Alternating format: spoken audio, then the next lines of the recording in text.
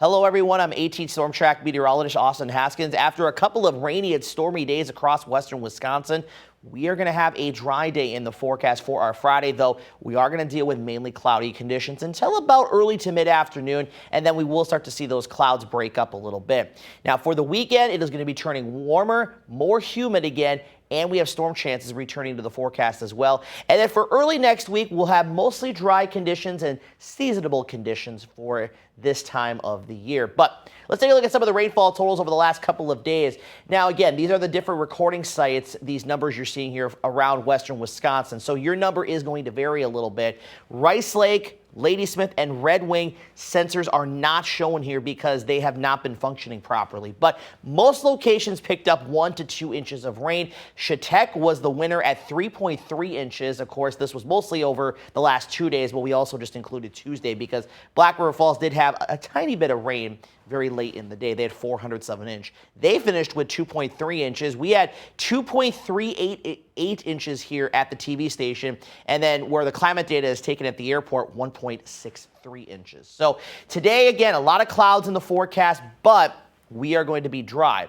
Then into the afternoon, we will start to see those clouds break up. How quick they break up may limit temperatures a little bit. I think we're going to stay mostly in the 60s over in Taylor County to near 70, but farther to the west, we have a chance of maybe even sneaking into the upper 70s around, say, Red Wing and Alma. And then this evening, mostly clear to clear conditions, turning partly cloudy overnight after about 2 in the morning. And then we're actually going to see a chance for a few isolated showers and storms to roll through. It's a low chance, and there's not really any energy to work with, so a lot of these will probably just be some rain showers, but we'll watch trends closely. May need to up the rain coverage a little bit. And we'll have that around into Saturday morning, but most of the day Saturday should be pretty dry. And this is ahead of a warm front that's going to be moving through. And then we're going to have more storms Saturday night into Sunday early in the morning. So this is probably going to be more so an evening into the early overnight hours. And then we'll start off Sunday, I think, dry with maybe just a few isolated showers and storms. And then the cold front comes through on Sunday,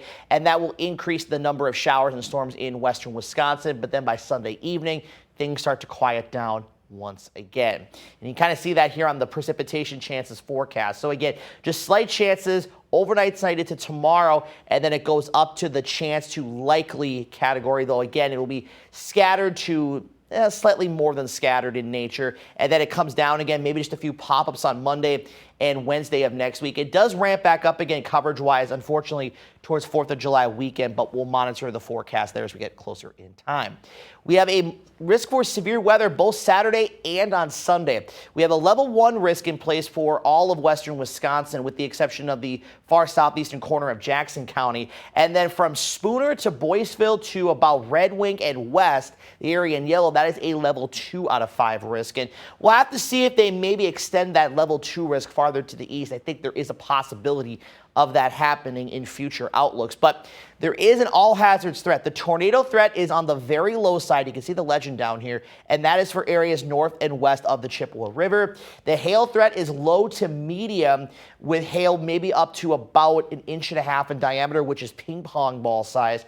I think, though, the damaging wind threat is probably going to be highest, or at least trending slightly higher than the hail threat. That's the low to medium category. There could be a few gusts up to 70 miles per hour. And then on Sunday, we have a level 1 and a level 2 risk again. The level 2 risk now for Sunday runs from Durand to Eau Claire to Cornell up to about Phillips in Price County and areas to the east. And this also goes down towards La Crosse and Preston, Minnesota as well. This one, same thing.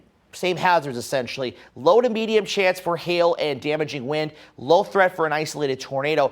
Also for Saturday and Sunday, it is a very low flash flood or flood threat. And a lot of that is just because, it has been very rainy as of late, especially down in the Coulee region. They've had a lot more rain than we have. But with the grounds being a little saturated, the rivers, creeks, and streams rising, you get under one of these thunderstorms that may produce some torrential rainfall, and that could lead to maybe some ponding of water on roads. So just got to watch out for that.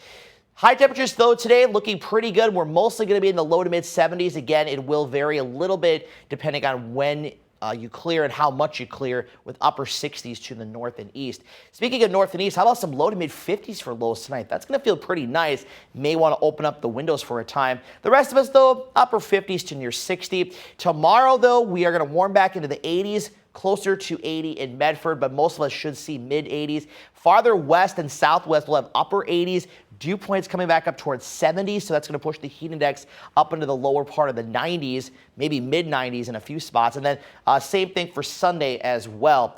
And then we are also looking at the air show this weekend, of course, in Eau Claire, and there's also other music events going on and things like that. But here's a look at the forecast for Saturday and for Sunday. Now, I'm a little more worried about Sunday just because I think we will have a few more shower and storm chances around, but Saturday does feature that slight chance throughout the day. So I think for the most part, we should be okay, but just monitor the forecast closely if you are going to be attending that either Saturday or Sunday. And then early next week, temperatures low to mid 80s, a few pop-up showers and storms around on Monday and Wednesday. But other than that, at least the first half of next week is going to be quiet.